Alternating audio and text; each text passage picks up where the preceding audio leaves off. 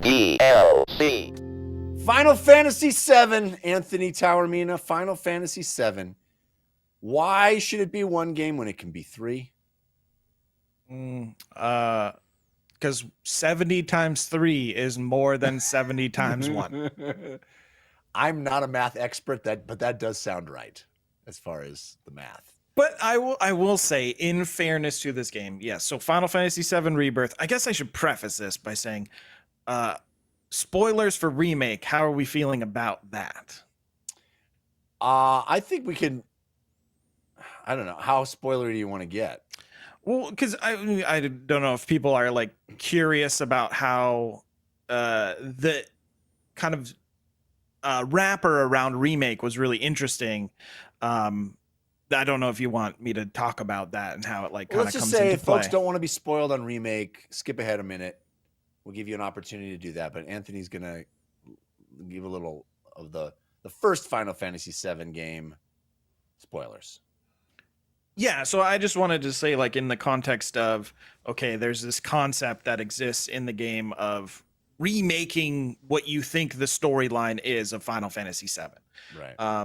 So in the context of like Rebirth continuing that, I think it's there's some interesting things to talk about, but I'll be more vague when it's Rebirth specific.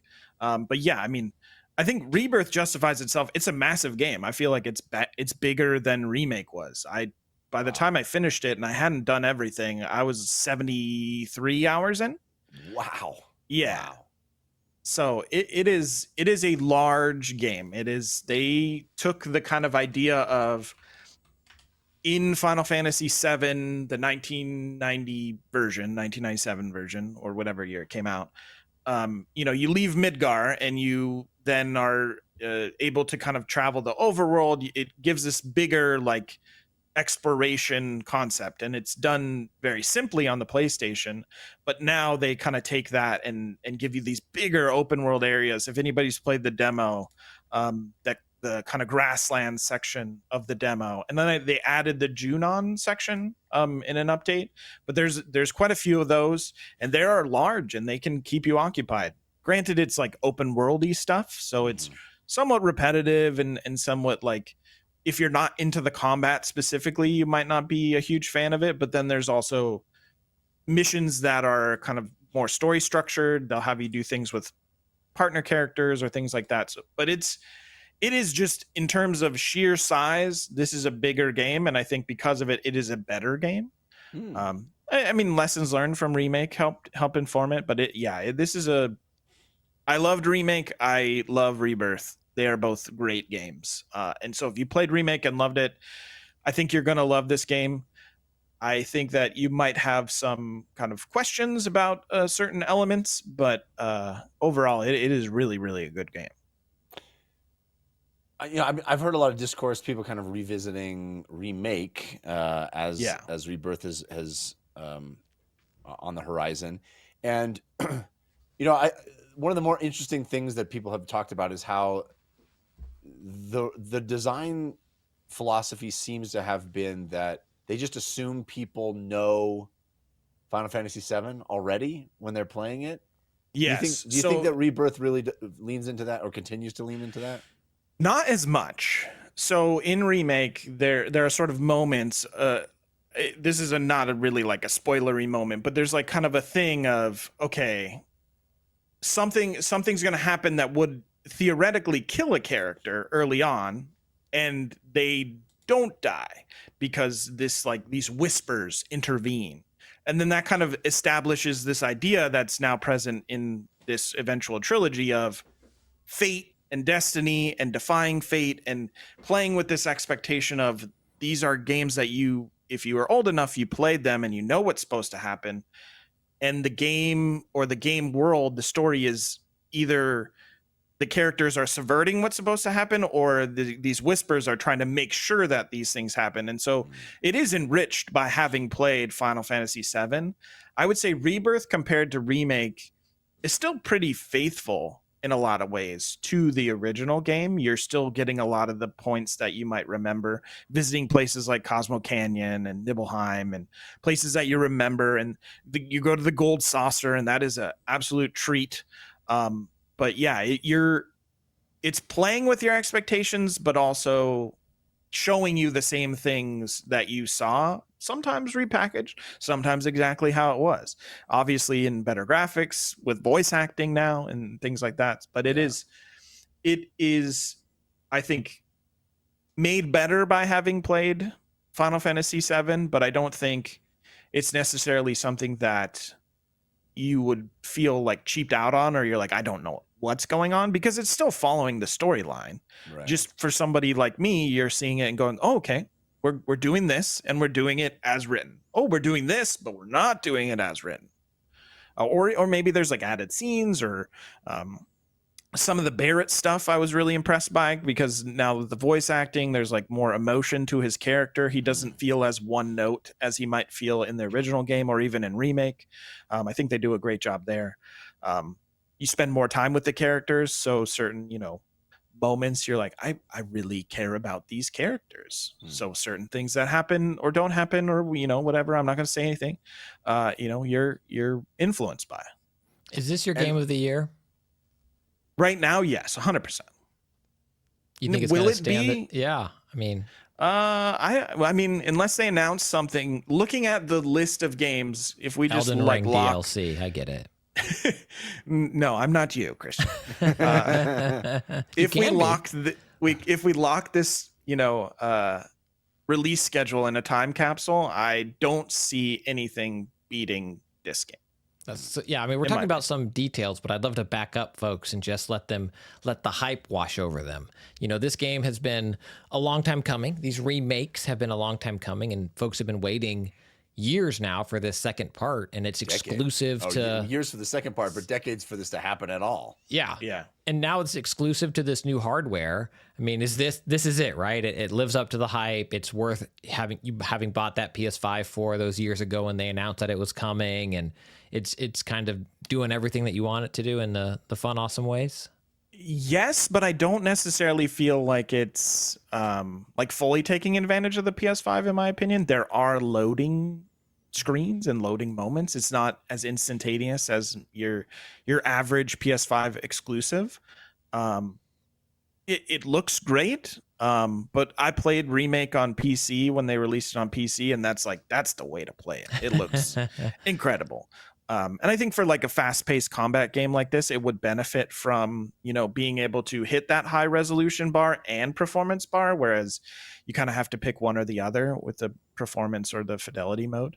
But yeah, it's still like, I mean, it could look worse than it looks, and I would still be impressed with it in a lot of ways. I think the character details are great. The way that they bring these environments that were, prefab backgrounds and give that, like, for example, Bugenhagen is a character that you meet, and you kind of like go into a few of his his areas in the original game, and then this you're like, I see all this detail, all this care put into making sure the set design is really, really incredible. And so it really does feel like, it enriches all the little details they put in the original by giving more detail to boss designs or level designs or character designs, or just kind of like fleshing things out from a story perspective of this character you meet. You probably like them and you didn't spend a lot of time with them. Well, now we've given you some side quests that, handle them more. And it's all better for it, in my opinion.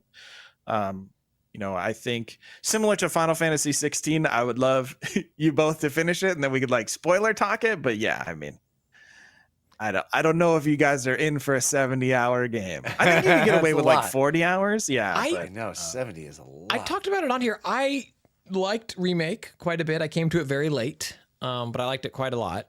I did not like this first demo. I did hear that. This show, and I think it's because it was doing a very specific flashback that if my memory serves, it was a long time ago. If my memory serves, that whole demo was built out of like a 30-second cutscene in the original game. It was like, yes, and this is, you used to be my Padawan, basically, and it was like, I sure was. Well, more. There is more to the demo. Yes. Did you got to the grasslands part, and that was them saying like, hey, here's what we're doing. Yeah. I think open worldy. But I found it, I don't know, it just didn't, maybe because Remake already kind of rocked my world, and then the constrained village part I didn't enjoy as much. I'm very curious how this game is going to hit for me, to be perfectly honest. I don't know yet. Anthony, do they do any new things mechanically with the combat? Is it basically what they did in Remake? There's some small changes. They do more with how you can. So if you remember from Remake, there was this concept of pressuring and then filling up that bar and then staggering, and then you could, your damage is multiplied. They do more with like, in the first game, it was a lot of, they're weak to lightning. Hit them with lightning and it'll pressure them. Now there's like, they will do a specific move and you have to hit them with a heavy attack at that exact moment, and that will pressure them, or you have to dodge at the right time. So there's more mechanically there. There's also what are called synergy abilities, which are like every time you use one of your abilities, you fill up your ATB, you get 1 bar, or you have 2 bars, and so you can spend 1 bar or 2 bars on an action, like Cloud does Braver, or you use a spell and cure people or something like that. And every time you use an ATB bar, it like goes underneath your kind of health bar, and you can bank those. And the synergy abilities are like Barrett has 3 of them and Tifa has 3 of them, so they can do this kind of team up move, and they're really flashy attacks that do a bunch of damage. But you're still doing largely the same thing as Remake, of attacking to fill up the bar and then picking an ability or a spell or a summon or something like that, and you're working to pressure the enemy, exploit their weaknesses, get them staggered to do the bigger damage. It's not, I would say it doesn't like reinvent the wheel in any form. It all feels familiar and like smart iterations, but not game changing. So if you were like, I don't like this, I want, for example, if you like Final Fantasy 16's like single character dodging, parrying, it doesn't do that or anything like that. It doesn't go back based on what's going on. Well, there you go. Final Fantasy 7 Rebirth. Oh, I should also say there are so many mini games in this game. It is insane. Like more or less than Spider-Man 2. More. Wow. We're talking like there is the Queen's Blood like card game. There are so many. You're like, this is going to be a mini game, isn't it? And you're like, yep, it's a mini game. It's actually, if you read the back of the box, it's actually many games. Not mini games, many games. There's so many of them. Common mistake. But yeah, a massive game, lots of stuff in it, and it is. You were gonna play it anyway if you played Remake. Like, you're either in or you're out. You're in or you're out. But it's good to know that it's living up to the. Or maybe now you said you don't know if it's. You haven't come down on whether it is better than Remake, or you. No, I think it is. I think it is better. Oh yeah, because it's longer and takes more time and has more stuff. Yes, I feel like it. You were basically turning what was like the prologue of Final Fantasy VII into a full game, and now you're taking like the big meaty part and splitting it in 2, and they really do make it feel meaty. And in some ways, yes, maybe some padding, and it might feel like, okay, well, doing the open world sections of going to the tower and activating the things, and then you have to be into the combat, or you have to really like enjoy what you're doing. But that's true of most open world games. Right. But there's more things to do, if those people that are like, I beat the game and I want more to do, like I beat the game at 70 whatever hours, and I could probably get another 30 plus hours out of this game if I wanted to. Too many hours. So many hours. Yeah, it's great. Give me a nice 40-hour. That's. I think you could probably get away with beating this in 40, but I really wanted to like develop the bonds between the characters and everything. Jeff couldn't. He's a moth to a flame when a mini game. You gotta go do this side mission. Yeah. Hey Jeff, how's Horizon going for you? Yeah, did you do all those? 100% that? Yeah, huh? I did though. I mean, that was the one. That's the second one. one. The second one. The second one is the one. Well, yeah, I played the living crap out of that game because I love it. See, this is the problem. If Jeff likes a game, it's yeah. Well, here's the weird part. I did too, but I didn't really like that game. So well, you have that tells you all you need to know about me. The three of us all have our own form of sickness, and they're all different, which is why we complement each other so well. That's why we can't all be in the same place at the same time. My sickness is, hey, I'm getting ready to fight this Spider-Man villain, and I'm 18 levels above them, and I'm like, you're about to die. I spent 400 hours getting ready for this 2-minute fight. I collected all them spider bots. All right, that is not the only game you have been playing. Nay. You can get the full audio version of this show by subscribing to the RSS feed, which you can find at dlcpod.com. And you can support the show on Patreon at patreon.com/dlcpod, where you will get ad-free versions of the show, video versions of the show on demand, and a whole bunch of extra content, like Wednesday's show, paid DLC, including spoiler chats, so much more. That's patreon.com/dlcpod.